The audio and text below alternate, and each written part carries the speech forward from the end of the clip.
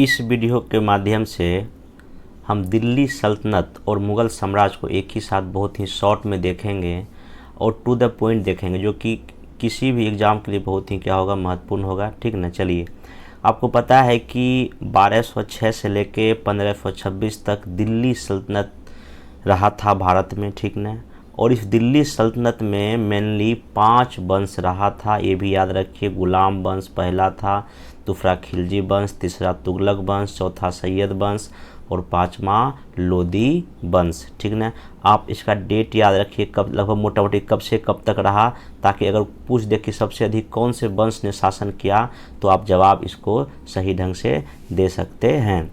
तो इसमें आइए कि जो पहला जो था, इसमें जो गुलाम वंश जिसको मामलुक वंश भी कहते हैं, इसमें देखिए इसमें भी 3 थे। तुगुक राजवंश थे, शमसी राजवंश या इलवारी राज जनजाति थे और बलवनी राजवंशी थे। उतना तक नहीं आप डीपली आइए, लेकिन पहला इसमें गुलाम वंश का संस्थापक कौन था? कुतुबुद्दीन ऐबक था। इसने अपनी राजधानी कहाँ बनाई?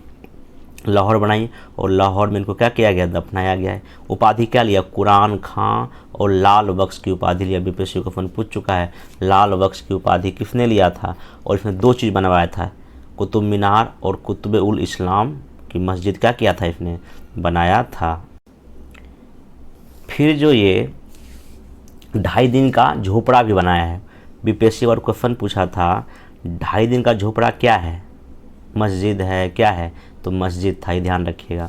और इसका सेनापति कौन था? बख्तियार खिलजी, जो क्या नालंदा विश्वविद्यालय को क्या करता है?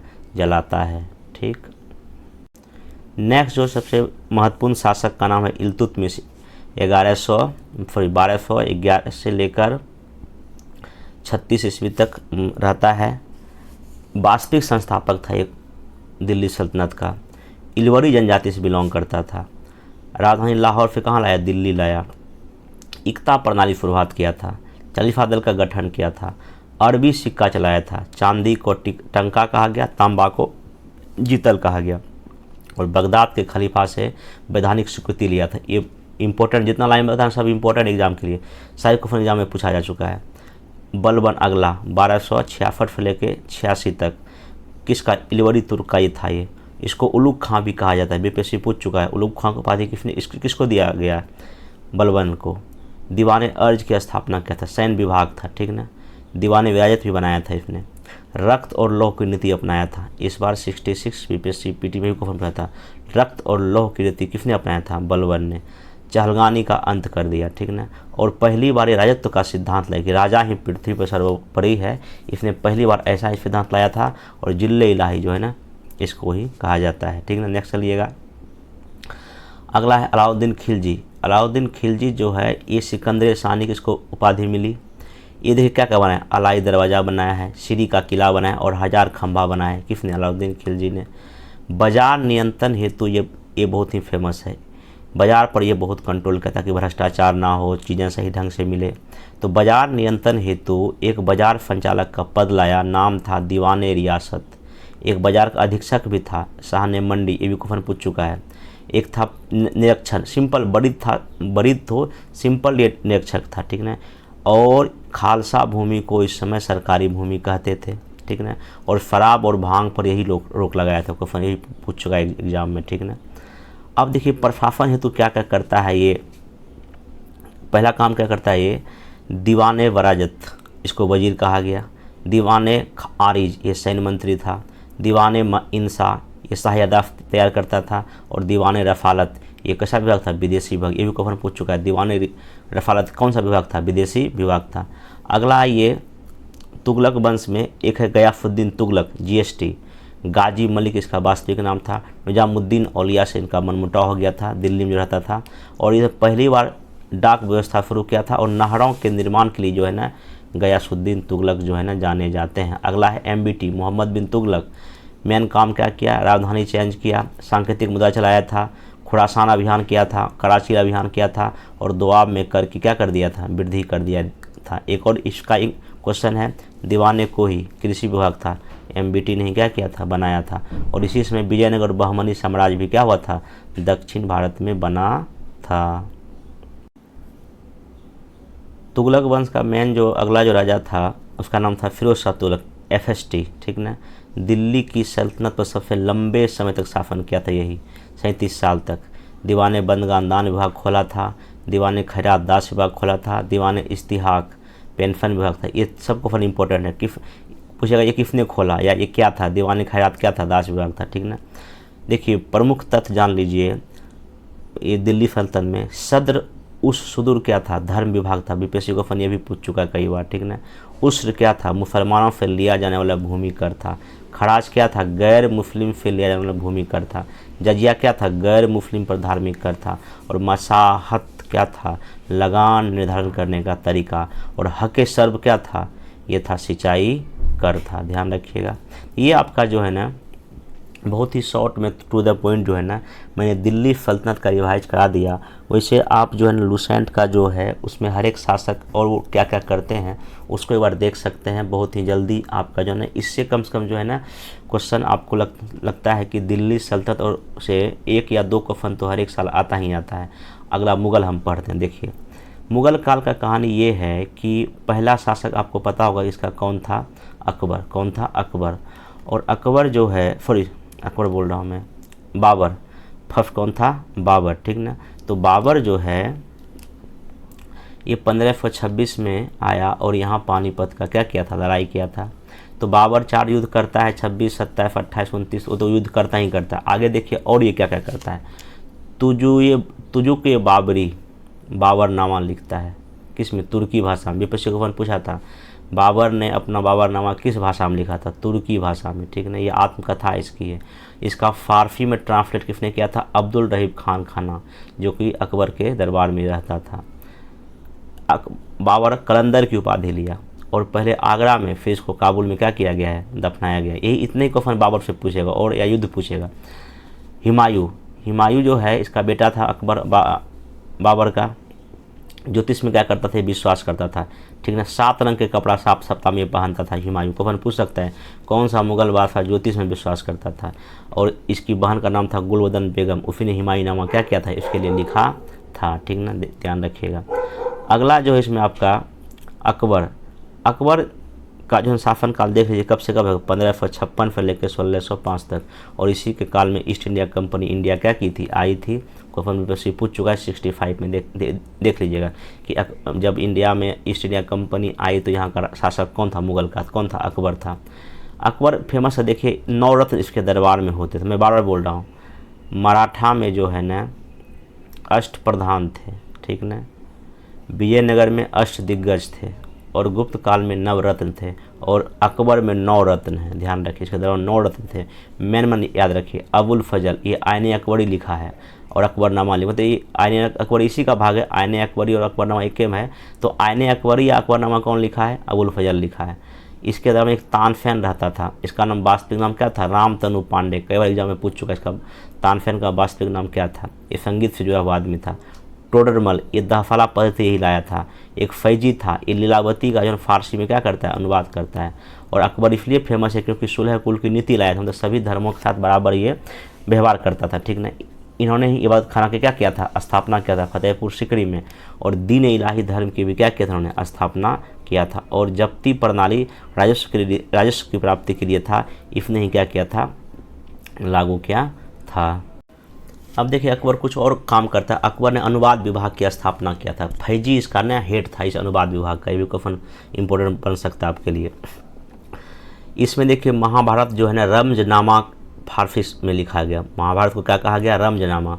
पंचतंत्र का भी अनुवाद हुआ, किसने किया था, अबुल फजल ने। नाम क्या रखा, अनवरे इफादात। और रामायण का किसने किया, बदायूं ने किया। और लीलावती का अनुवाद किसने किया, फैजी ने किया। ये सब पूछता है किसने किसका अनुवाद किया, ठीक ना, ध्यान रखिए। और ये सब फारसी भाषा में अनुवाद है क्योंकि मुगल का भाषा क्या था, फारसी था। दरबारी भाषा क्या था, फारसी था। मातृभाषा भले ही तुर्की था लेकिन दरबारी भाषा क्या था, फारसी था। ध्यान रखिएगा। जहांगीर अगला है, ये न्याय के जंजीर के लिए फेमस था। जहांगीर पूछता है न्याय की जंजीर के लिए कौन फेमस था, जहांगीर था। ये आत्मकथा इसका क्या है, तुजुके जहांगीरी, मौत बिंद खान ने लिखा है, ठीक ना।